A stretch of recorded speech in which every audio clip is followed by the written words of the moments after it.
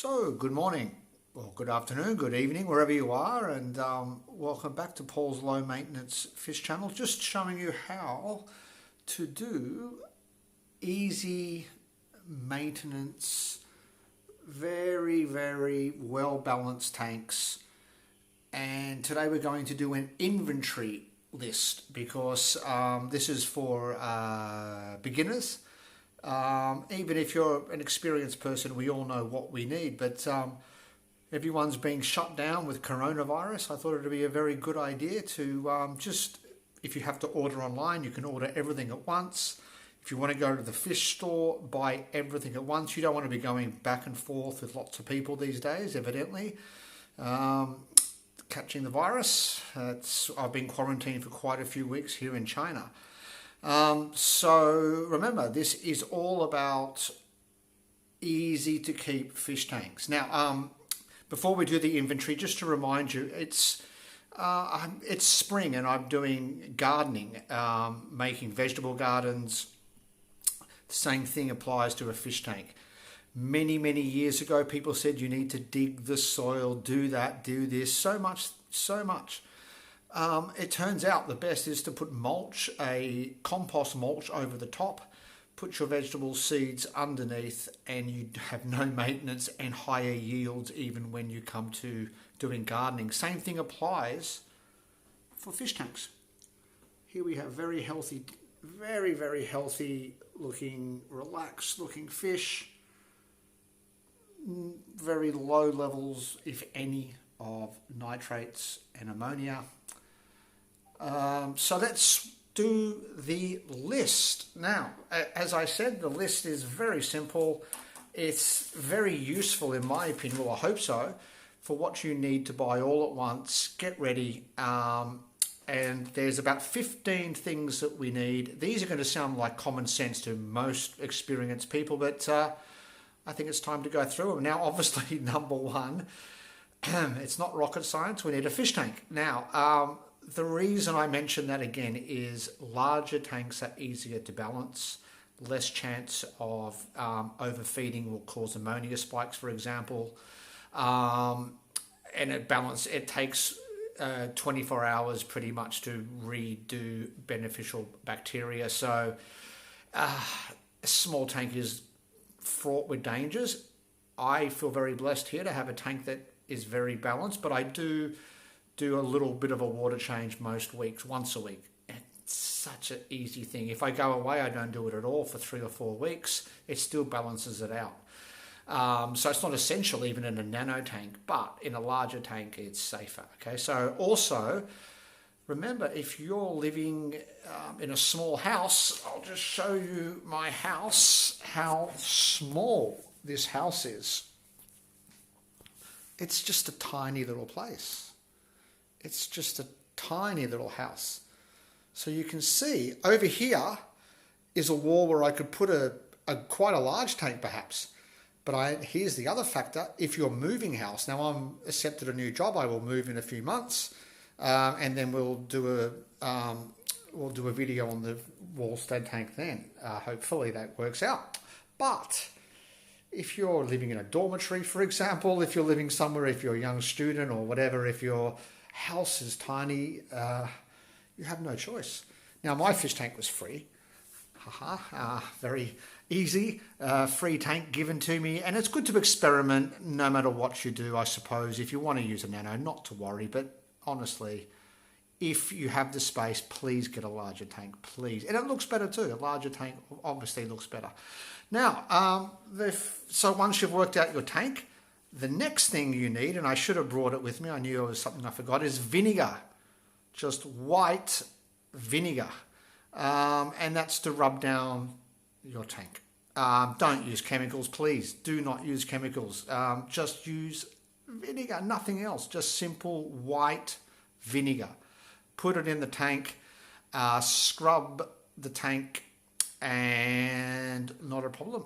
That's the first thing you need.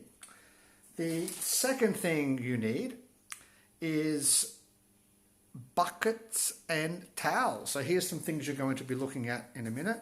Buckets and towels.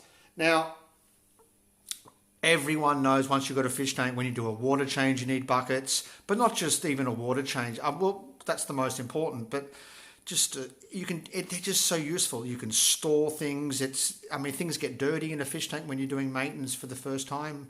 I have things just put in a bucket here, for example, but when I do my fish tank water changes into a nano tank, you're always going to use buckets, and there's water leakages, towels. Now I use old towels, and it's just always a bit of a water spill and whatever. Buckets and towels are important. Many people don't tell you that. It's all glamorous life, and the simple things are the best. Now, soil. Here we have it. This is the best for a Walstad tank. Miracle Grow. Miracle Grow soil. Potting mix. You can use soil without pesticides or fertilizers from the garden. And if you do buy, I just did some planting recently on my balcony, and I did not use this. I used a different I used potting mix with fertilizer. Do not do that. Just very placid, no fertilizer. Miracle Grow is the best. You should be able to get that anywhere around the world these days. Miracle Grow. Next, we want the substrate. I didn't bring any out. I've actually got some, but gravel. I prefer sand, pool sand. Looks better, in my opinion, but that's just me. You do need a substrate, and here we see, once you put the soil in, we cap it. But remember, this is just an inventory list. We've done this in the previous video. So that's number 4 was soil fiber substrate. Again, I prefer pool sand. Number 6, the Hardscape. Rocks. Very simple. Now, rocks and wood. Now remember, as a general rule, when you've got a larger tank especially, put them in the middle. As a rule, put them in the middle because it will give you more space. Your heavy planting of the large plants, which is number 7's the plants, but number 6, the Hardscape, try to put them in the middle. Put your rocks and wood in the middle. It will make things a lot aesthetically pleasing and also easier to plant. If you put them in the front, obviously there's no room to watch the fish. If you put them in the back, there's no point. You won't see them. The plants will grow over them. Put them in the middle. That's the general rule. We can talk about rule of thirds as well. Try to make a larger eye-catching feature on one side, something smaller, and something medium on the other side. So rules of thirds, you can Google rules of thirds. Rule of thirds is a very common aesthetic rule when setting up your hardscape. This is a nano tank. It doesn't really have rule of thirds. It's too small, but a large tank, it will really be pleasing, and you can Google that. Next, we have, as I said, number 7's the plants. Low light plants. Sorry about the glare when I video. Sorry about that. But just plants, and you're going to be very, hopefully very blessed to have lots of different choices. Larger tank, more plants. Please plant a lot at the start. As I said this last video, do not, with a soil tank, you don't want to be disturbing the soil once you plant. That's a good rule in planted tanks. Overplant is the rule because you don't want to be planting again and again and disturbing the soil. It won't be a major factor, but you also don't try to move around. If you're an aquascaper, and aquascaping is wonderful, but they do not usually use Walstad because they want to move the plants around constantly if they wish, and to make things look good. We don't do that in the Walstad, and I think this looks better anyway. Low maintenance. Once you plant, overplant, and that's going to give all your oxygen and balance the tank, take all your nitrates, all your out of the water, all the ammonia basically, and also it'll just provide a wonderful aesthetic look as well. If you're not really into all the science, who can beat what a wonderful look. Larger tanks, more plants, obviously you have more room for adventure, but small tank, that's all I've got. Easy. Ask your fish store doesn't need a high level of lights or whatever. Just ask if you're ever worried. Just ask people what's an easy plant to grow, and you can Google that on the internet if you really want to get into that, which we will when you've got larger tanks. So that's number 7. Also, number 7 with plants is tweezers. Please, when you plant, just use some tweezers. Just use tweezers. Do not be planting with your fingers. It won't work. You'll disturb the substrate. Next on the list we have number 8 is your light, and I have a very simple light. I have one that cost me $5, and this light is very much. You can see here, I've got a light, Chinese light, LED all the way. LED. When you get the larger tanks, you can research how many what your output will be on light. But the secret is we don't know when we're home and not often. We want a timer. So I have my lights on from midday to 10 at night, 10 hours actually. And I like that. I find that easy because I do low light, and the lighting I have is very low.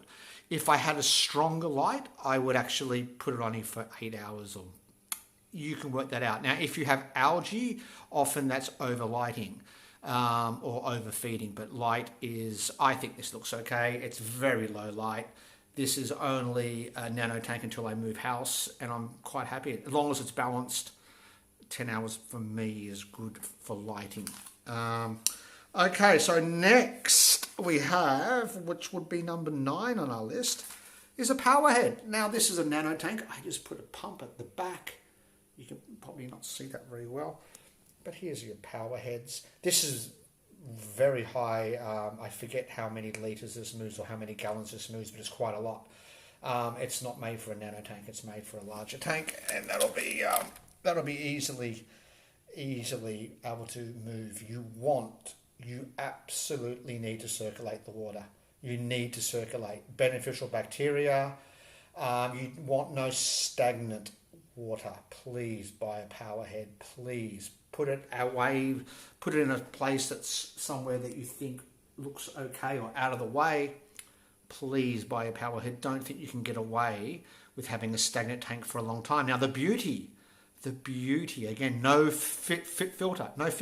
The beauty of this tank is if you have a power outage and you don't have the filter with the bacteria on the outside, or you have something that can't circulate, it's already in there. So the bacteria stays on your power head, but fish will die if you spend weeks without a power head. You need a power head.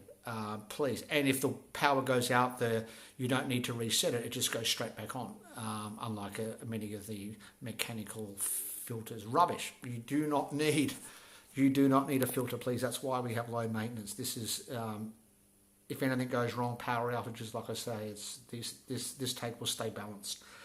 Okay, so next we have number 10, which is a heater. There's my heater. Now, the beautiful thing about having a Walstad tank is you can't even see my heater. My heater is behind all these plants. My heater is there, and it's 29 degrees. I have a thermometer as well. So heater and thermometer. There's my very cheap heater. My advice, if you have a large tank, for a large tank is to put, I think this is a good advice, I think, from Aquarium Co-op. If you have for each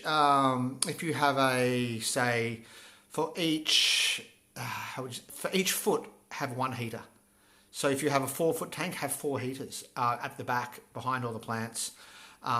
You don't want to overwork your heater, and if they break, if you only have one heater and it breaks, you're gone, especially in colder climates. If you live in tropical climates, no heater. How good's that? If you live in tropical climates, and in my place it gets very hot in summer, I have a fan to cool down. But most people have pretty stable air conditioning anyway, but you'll work that out as time goes on.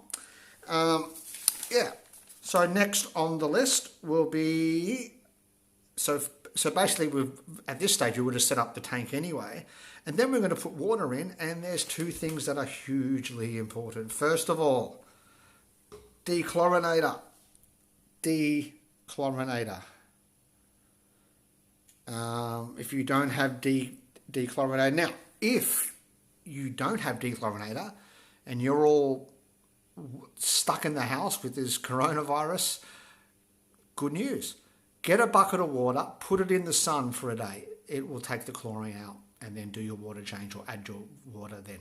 So that's a tip. If you don't have Dechlorinator, put it in the sun. It should go. It will evaporate. Most of my friends in China don't even use Dechlorinator. They just use, obviously RO water is the best, but they do what I just said. They just put it in a bucket, or they just and just let it stay for a day, and all the chemicals seem to go out. That's the rule. And then as well as having the bacteria, as the Dechlorinator, we want, and I'll put this down as number 11. Number 11 will be bacteria in a bottle. Bacteria in a bottle. You can actually set up your fish tank on the very first day. I would actually wait 24 hours. But gone are the days of waiting 3 months to set up a tank. Anyone who keeps talking about that, they're using this old idea. These are the same people that will tell you, you must have a filter, you must do this and that. These are people who have just been taught that. Some of the very good YouTubers who have admitted this, and older people, we're talking older people, say this. They say it's a game changer. Bacteria adding, nitrifying bacteria is absolutely a game changer. It means that gone are the days of waiting 3 months to set up a tank. What I do is I pour, on the very first day of setting up my tank, I pour a lot in, a lot. And then I do a water change of half. The general rule, even with a Walstad tank, is you will be water changing quite a bit in the first few weeks. After that, virtually nothing. It's that simple. As time goes on, you just do less and less. But you'll when you put your nitrifying bacteria in, what you want to do is only put a few fish in, as you know, and then over the next few weeks, just add slowly at a time. Don't add 50 fish in one time. Add 5 at one time, for example, and keep going over the weeks, because the bacteria will have a natural chance to balance the tank. But again, wow, lots of nitrifying bacteria. I mean, seriously, nitrifying bacteria will just do the job. It's a game changer. Next we have, I think we're up to number 13, would be something to wipe the glass when you're going to do your maintenance. Now this is a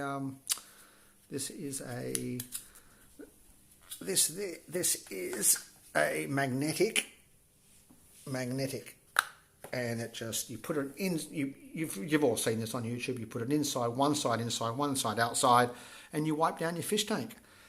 Way better than being manual. But if you do want to do manual, I think I have, you can scrape down things for algae. I haven't used that in a long time. You have lots of different things to wipe down. You know, you can wipe down your tank. Next, we have, so that's basically pretty much it. Next we have, well, your fish. I mean, it's pretty simple. Fish is the last thing. Again, once you've tried to balance your tank out with the nitrifying bacteria, I would wait a day and then I'd add your fish. I would choose, as a beginner, hardy fish. Danios, some Corvidoras, hardy fish. And the reason I say that is, as your tank is older and more balanced, then you can add more experienced fish, more fish that need a balanced tank. They need a well-established tank, as we say. If you don't have so that's basically it. Oh, there's another thing we should have added, which I should have mentioned, which is, oh no, that's okay. So let's just do that for the fish. But then the next thing with the fish would be your net. A net is always a winner to have with your fish. Now, I'm underselling the fish. The whole point of having a fish tank is fish. Some of the aquascapers, they love their aquascaping, okay, but there's nothing worse than watching a fish tank without fish. I mean, I don't care what anyone says. Even if you have a highly aquascape tank, it's all about the fish. You want to have a spectacular looking aquascape, and that's one of the beauties of having a planted tank is the aesthetics. So you must do that, but it's all about the fish. And so you have a fish net. We know that when you put the fish in, you want to put them in the net perhaps as you empty the store tank water and then put them in. Now that brings us to doing water changes, and doing a water change is would be number 15. And having a water change, you must have a siphon. If you have a nano tank, you can get by with a jug, anything to do the water, and you can watch a YouTube video about that. It's pretty simple. So when you do put your water back in, please don't forget to put your dechlorinator in, please. And if you want to put some extra bacteria again with a large water change, that's optional as well. But definitely dechlorinator 100%. Now there's one other one, which is not really on the list because it's not that important. Well, this is it. Actually, this is super important before I go to the last thing. The last thing, I'll just go straight to the last thing, is a auto timer fish feeder. If you go away, that's great to have. But that brings us to the last thing, and I should have mentioned it with the fish, and that is the fish food. So I have fish food. I have it in my bags here. I keep it close by. I have all different kinds of fish, all different kinds of fish food. I mix up the fish food. Live food's good, but if you keep mixing up some healthy, high protein, no problems there. Fish food, super important. Try get better quality. Ask your fish store what they recommend. I have small pellets for the cories, and I have just general flakes for the Daninos at the moment. It's only a small tank, and the fish are super healthy. Don't overfeed, you'll get ammonia spikes. Now that's basically it. There's only one last thing to mention is I recommend a quarantine tank. So I haven't had to quarantine for the last 6 months since this tank because I know I'm moving house. This will become my quarantine tank when I set up the new tank. But a quarantine tank, obviously when you already have fish, my fish are not worth virtually any money here. They're just very, very cheap. But once you have a lot of fish, it's not really the money, it's the sentimentality that we don't want to lose fish. We just really want our fish to thrive. Quarantining will stop any illnesses. And of course that medication, I don't have any medication on me because these fish have been healthy for 6 months. If I was to introduce new fish, it's best to use some fish stores, some online fish stores, quarantine their fish beforehand. So you actually may be able to get to a level soon as the level of quarantining in fish stores goes up, then you may not have to quarantine, but mostly fish stores don't quarantine, so you will need a quarantine tank. And we'll do that in the next videos in a few months' time when I move house. This will become a quarantine tank, what you're seeing here. But at the moment, it's just a nano, well-established tank, no maintenance virtually. I change the water a little bit, probably 25% once a week. If I need to, I can go 2 weeks. I can go a month, even a nano tank, and it'll be totally balanced. If I overfeed, it will cause ammonia because it's a small tank again. Please get a larger tank if you can. This will mean virtually no maintenance at all. And once a week, if I have visitors as well, I use my scraper to scrape off the any algae. There's not really any algae on the tank at all. It balances it out. You virtually don't need to do it every week, even sometimes. If I have visitors, like I say, it's best to have a pristine tank. But that's just me. And that's it, guys.